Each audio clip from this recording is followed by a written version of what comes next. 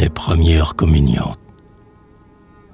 Au jour pascal, quand le ciel est d'azur, ou cet azur d'avril qui n'est pas encore sûr, apparaissent les premières communiantes. Cloches de mousseline, robes bouffantes, qui cheminent. Elles vont, cloches d'innocence, ondes si blancs, si vaporeuses à tour. Elles ont l'air de rentrer d'une absence, de sortir d'une tour parmi la brise anémiante dont la langueur s'apparie à la leur.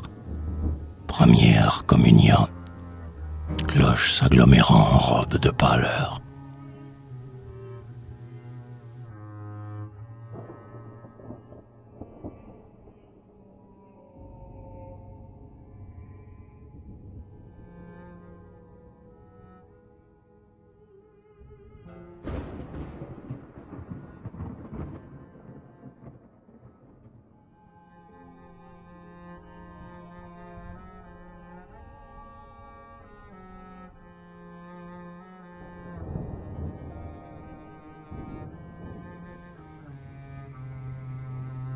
Les premières communiantes toutes blanches se rappellent, parmi leurs tulles virginales, les confessionnaux qui font pleurer les anges, et quel soir ils régnaient dans ces antres du mal.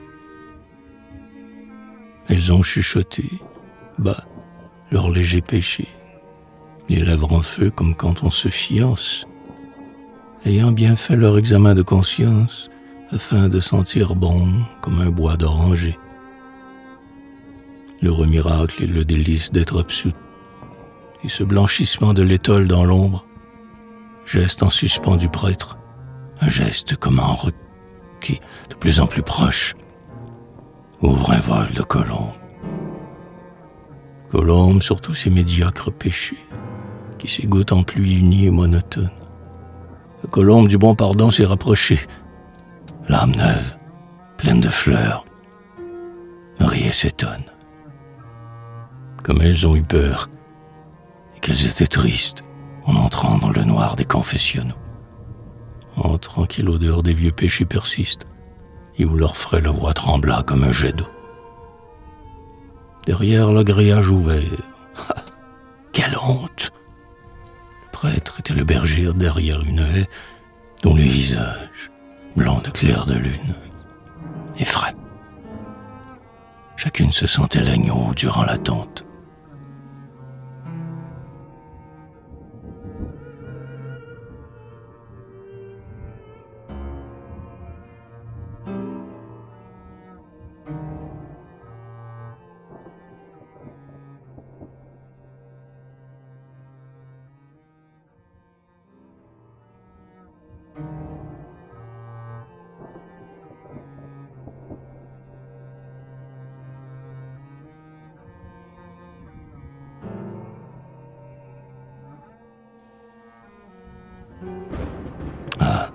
Ces grâces du blanc qui ne durent qu'un jour.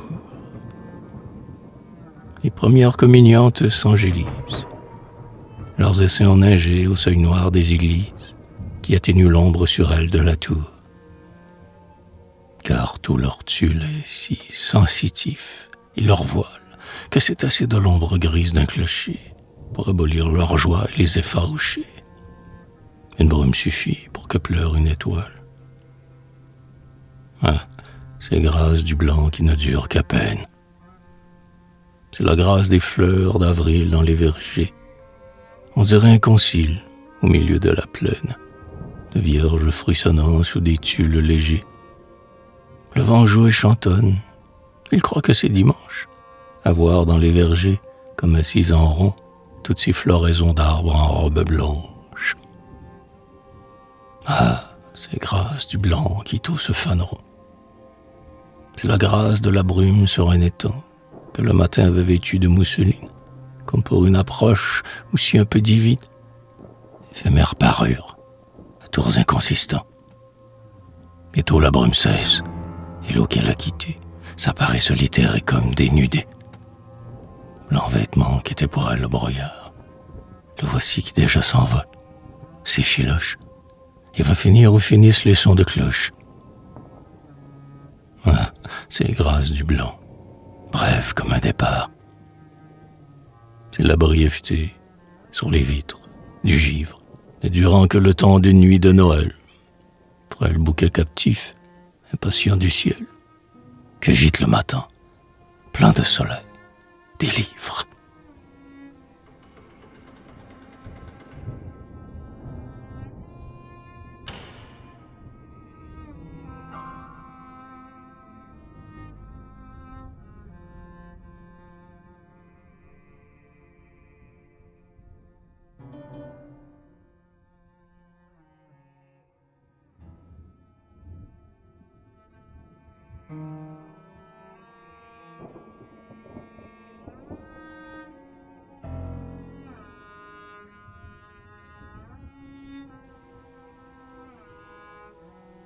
Les premières communions sont une apothéose en tulle. Ah, retrouver son âme crédule et ses lèvres d'alors, si peu niantes. Quel souvenir pour la femme, se revoir à travers les années, telle qu'une petite mariée, mais le pastel n'est plus ressemblant et se fane. Un voile aux cheveux, comme un nimbe, et toute blancheur, la robe et les mules, et les gants et aussi les guimpes, croisant des plis sur les poitrines nulles. Seule la bouche était rouge, du rouge d'une fleur de géranium, derrière un rideau de couvent qui bouge. Ah, surtout y entendre encore l'harmonium. Cela se répandait comme une eau tiède où on était des cygnes, et des îles de mousseline et de pâles fanaux. Cela s'étalait sans fin, ces taux du clavier élargi. Inoubliable instant divin, et le baiser sur la bouche de l'hostie. Ce fut comme un grand baiser blanc, comme un baiser reçu en rêve, comme un céleste attouchement, comme les lèvres de la lune sur les lèvres.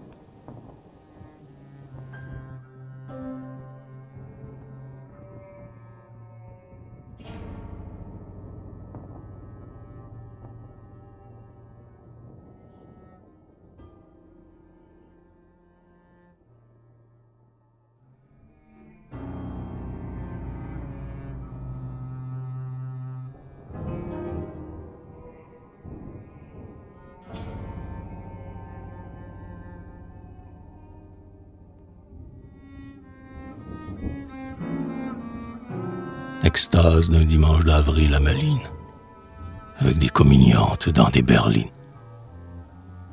Profil de camélia blanc sur les vitres des portières armoriées.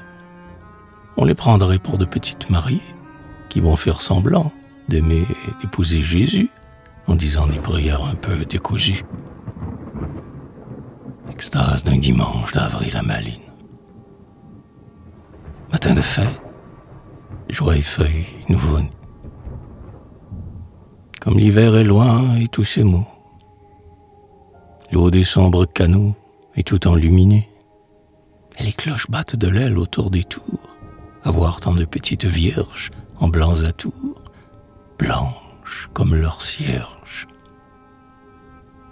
Blanc unanime, blanc neigé. Les cloches ont l'air de ciboire, où chantent des hosties.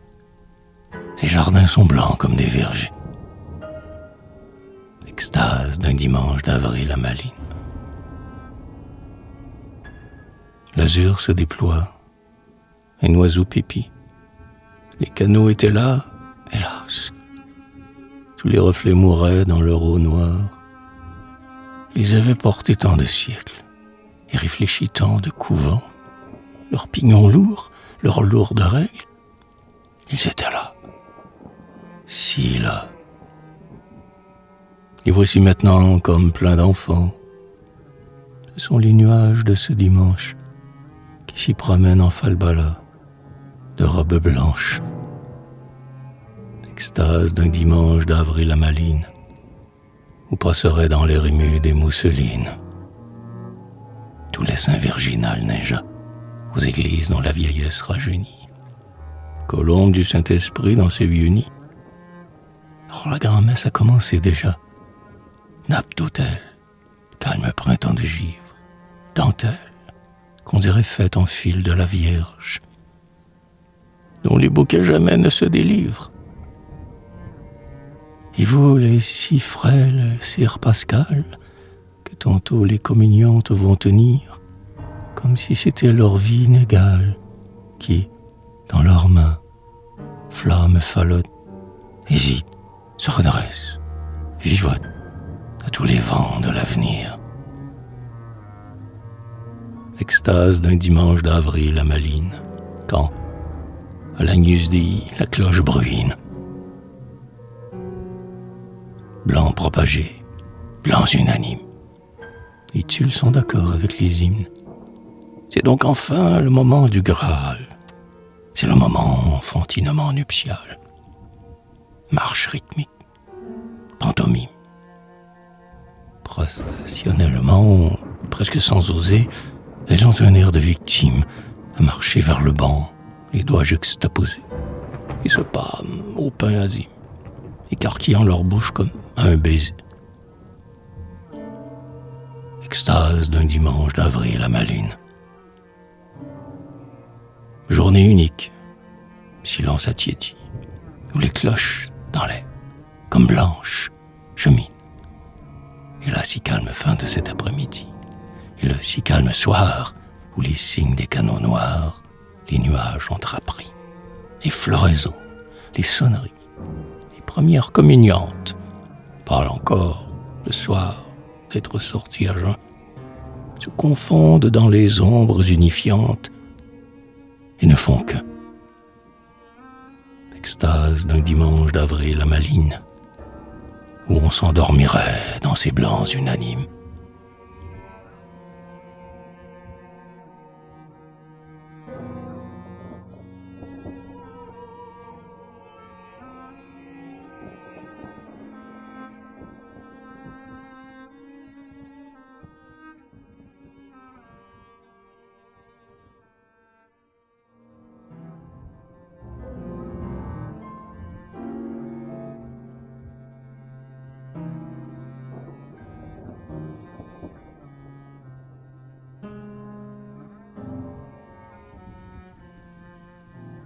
Les communiantes s'en sont allées, comme de blanches azalées. Frileuses, elles n'ont resplendi qu'un matin, sur le frêle que les plus doux vents désajustent, de la blancheur contre en avril d'humbles arbustes. On eût dit tout à coup voir marcher un jardin. Les communiantes s'en sont allées, on les suit comme des allées.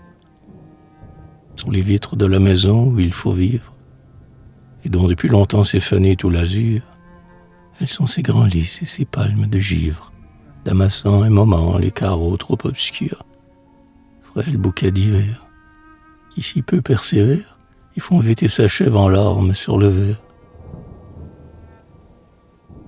Les communiantes s'en sont allées, comme des vitres dégelées.